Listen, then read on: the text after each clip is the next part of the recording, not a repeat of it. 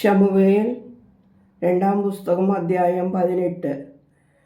അനന്തരം ദാവീദ് തന്നോടുകൂടെയുള്ള ജനത്തെ എണ്ണി നോക്കി അവർക്ക് സഹസ്രാധിപരെയും ശതാധിപരെയും നിയമിച്ചു.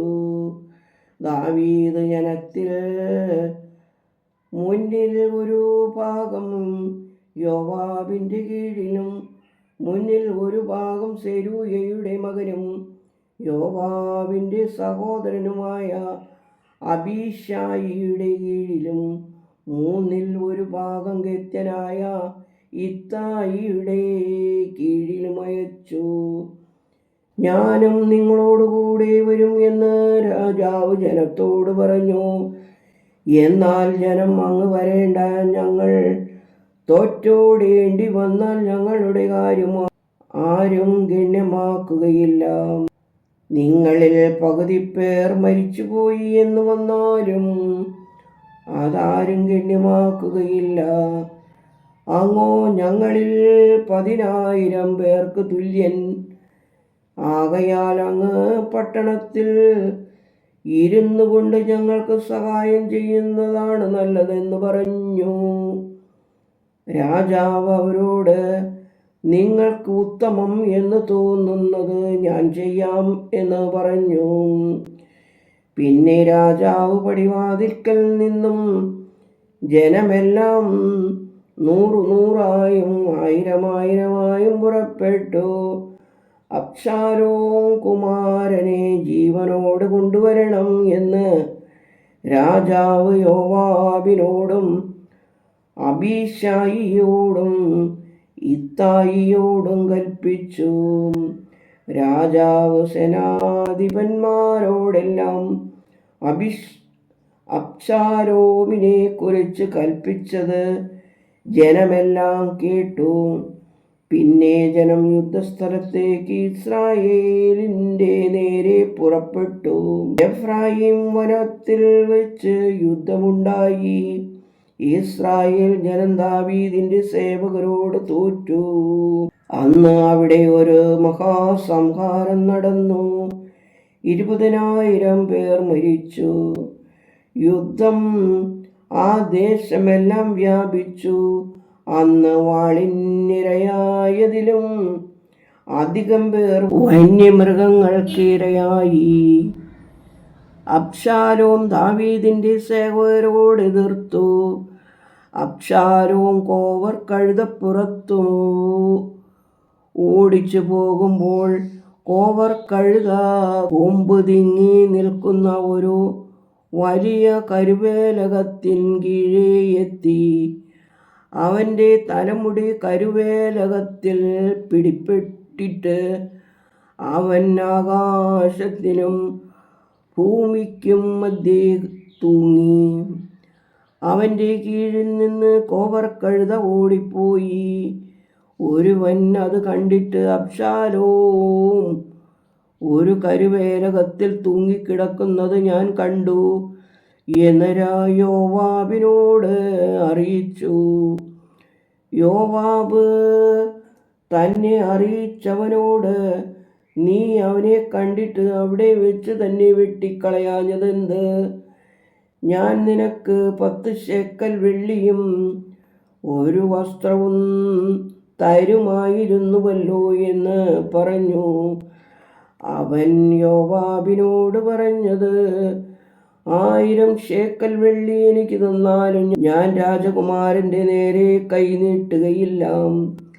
അബ്ശാലോം കുമാരനെ ആരും തൊടാതിരിപ്പാൻ സൂക്ഷിച്ചുകൊള്ളുവിൻ എന്ന് രാജാവ് അങ്ങയോടും അബ്ശാലോമിനോടും ഇത്തായിയോടും ഞങ്ങൾ കേൾക്കുകയല്ലോ കൽപ്പിച്ചത്. അല്ല, ഞാൻ അവൻ്റെ പ്രാണനെ ദ്രോഹിച്ചിരുന്നെങ്കിൽ രാജാവിന് ഒന്നും മറവായിരിക്കയില്ലല്ലോ. അങ്ങ് തന്നെ എന്നോട് അകന്നു നിൽക്കുമായിരുന്നു. എന്നാൽ യോവാബ്, ഞാൻ ഇങ്ങനെ നിന്നോട് സംസാരിച്ചു നേരം കളയുകയില്ല എന്ന് പറഞ്ഞ് 3 കുന്തം കയ്യിലെടുത്ത് അബ്ശാലോം കരുവേലകത്തിൽ ജീവനോടെ തൂങ്ങിക്കിടക്കുമ്പോൾ തന്നെ അവൻ്റെ നെഞ്ചിനകത്ത് കുത്തിക്കടത്തി. അപ്പോഴും അവന് ജീവനുണ്ടായിരുന്നു. യോവാബിൻ്റെ ആയുധവാഹകരായ 10 യുവാക്കൾ ചുറ്റും നിന്നു അബീശാലോമിനെ അടിച്ചു കൊന്നു. പിന്നെ യോവാബ് കാഹളമൂതി. യോവാബ് ജനത്തെ വിലക്കിയതുകൊണ്ട് അവർ ഇസ്രായേലിനെ പിന്തുടരുന്നത് വിട്ടു മടങ്ങി. അബ്ശാലോമിനെ അവർ എടുത്തു വനത്തിൽ ഒരു വലിയ കുഴിയിൽ ഇട്ടു. അവൻ്റെ മേൽ ഏറ്റവും വലിയൊരു കൽക്കൂമ്പാരം കൂട്ടി. ഇസ്രായേലെല്ലാം അവരുടെ വീട്ടിലേക്ക് ഓടിപ്പോയി. അബ്ശാലോം ജീവനോടിരുന്ന സമയം, എൻ്റെ പേർ നിലനിർത്തേണ്ടതിന് എനിക്ക് മകനില്ലല്ലോ എന്ന് പറഞ്ഞു. രാജാവിൻ താഴ്വരയിലെ തൂണെടുത്ത് നാട്ടി അതിന് തൻ്റെ പേർ വിളിച്ചിരുന്നു. അതിന് ഇന്ന് വരെ അബ്ശാലോമിൻ്റെ ഓർമ്മസ്തംഭം എന്ന് പറഞ്ഞു വരുന്നു. അനന്തരം സാദോക്കിൻ്റെ മകനായ അഹീമാസ് ഞാൻ ഓടിച്ചെന്ന് രാജാവിനോടും കർത്താവ് അവനു വേണ്ടി ശത്രുക്കളോട് പ്രതികാരം ചെയ്തിരിക്കുന്ന സദ്വാർത്ത അറിയിക്കട്ടെ എന്ന് പറഞ്ഞു.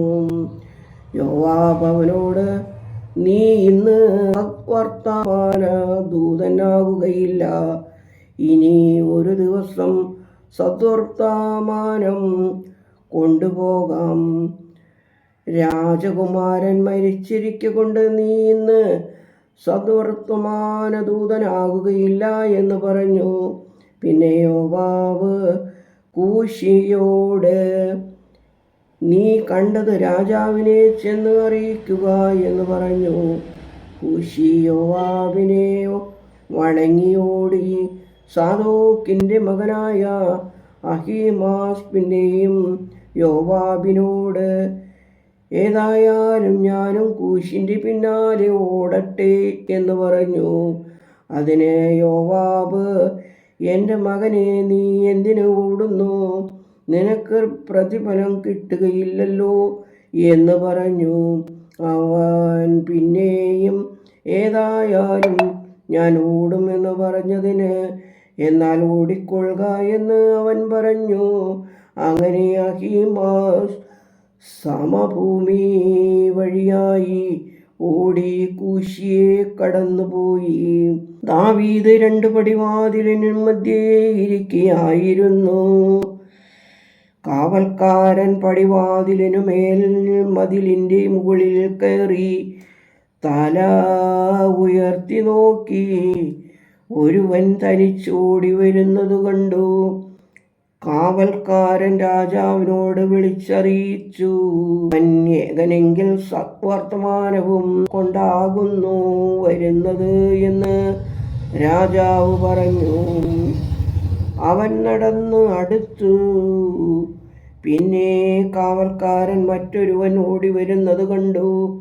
കാവൽക്കാരൻ ദ്വാരപാലകനോട്, ഇതാ പിന്നെയും ഒരാൾ തനിച്ചോടി വരുന്നു എന്ന് വിളിച്ചു പറഞ്ഞു. അവനും സദ്വർത്തമാന ദൂതനാകുന്നു എന്ന് രാജാവ് പറഞ്ഞു. ഒന്നാമൻ്റെ ഓട്ടം സാദോക്കിൻ്റെ മകനായ അഹീമാസിൻ്റെ ഓട്ടം പോലെ എനിക്ക് തോന്നുന്നു എന്ന് കാവൽക്കാരൻ പറഞ്ഞു. അതിന് രാജാവ്, അവൻ നല്ലവൻ, നല്ല വർത്തമാനം കൊണ്ടുവരുന്നു എന്ന് പറഞ്ഞു. രാജാവ് അവനോട്, സമാധാനത്തോടെയോ വരുന്നത് എന്ന് ചോദിച്ചു. അഹീമാസ് രാജാവിൻ്റെ മുമ്പിൽ സാഷ്ടാംഗം വീണ് നമസ്കരിച്ചു. യജമാനനായ രാജാവിൻ്റെ നേരെ കൈ ഓങ്ങിയവരെ ഏൽപ്പിച്ചു തന്ന അങ്ങയുടെ ദൈവമായ കർത്താവ് സ്തുതിക്കപ്പെട്ടവൻ എന്ന് പറഞ്ഞു. അപ്പോൾ രാജാവ്, അബ്ശാലോം കുമാരൻ സുഖമായിരിക്കുന്നുവോ എന്ന് ചോദിച്ചു. അതിന് അഹീമാസ്, യോവാബ് രാജാവിൻ്റെ ഭൃത്യനെയും അടിയനെയും അയക്കുമ്പോൾ വലിയൊരു കലഹം കണ്ടു. എന്നാൽ അത് എന്തെന്ന് ഞാൻ അറിഞ്ഞില്ല എന്ന് പറഞ്ഞു. നീ അവിടെ മാറി നിൽക്ക എന്ന് രാജാവ് പറഞ്ഞു. അവൻ മാറി നിന്നു. ഉടനെ കൂശി വന്നു. യജമാനനായ രാജാവിന് ഇതാ നല്ല വർത്തമാനം. അങ്ങയോട് എതിർത്ത എല്ലാവരോടും കർത്താവ് ഇന്ന് അങ്ങേക്ക് വേണ്ടി പ്രതികാരം ചെയ്തിരിക്കുന്നു എന്ന് പറഞ്ഞു. കൂശി പറഞ്ഞു. അപ്പോൾ രാജാവ് കൂശിയോട്, അബ്ശാലോം കുമാരൻ സുഖമായിരിക്കുന്നുവോ എന്ന് ചോദിച്ചു. അതിന് കൂശി, യജമാനനായ രാജാവിൻ്റെ ശത്രുക്കളും അങ്ങയോടുകൂടി ദോഷം ചെയ്യുവാൻ എഴുന്നേൽക്കുന്ന എല്ലാവരും ആ കുമാരനെ പോലെ ആകട്ടെ എന്ന് പറഞ്ഞു. ഉടനെ രാജാവ് നടുങ്ങി പടിപ്പുര മാളികയിൽ കയറി, എൻ്റെ മകനെ അബ്ശാലോമേ, എൻ്റെ മകനെ, എൻ്റെ മകനെ അബ്ശാലോമേ, നിനക്ക് പകരം എന്നെ ആരെങ്കിലും കൊന്നാൽ കൊള്ളായിരുന്നു. അബ്ശാലോമേ, എൻ്റെ മകനെ, എൻ്റെ മകനെ എന്നിങ്ങനെ പറഞ്ഞ് കരഞ്ഞുകൊണ്ട് നടന്നു. ദൈവമേ, സ്തുതി നിനക്ക് യോഗ്യമാകുന്നു. പാർക്കുമോർ.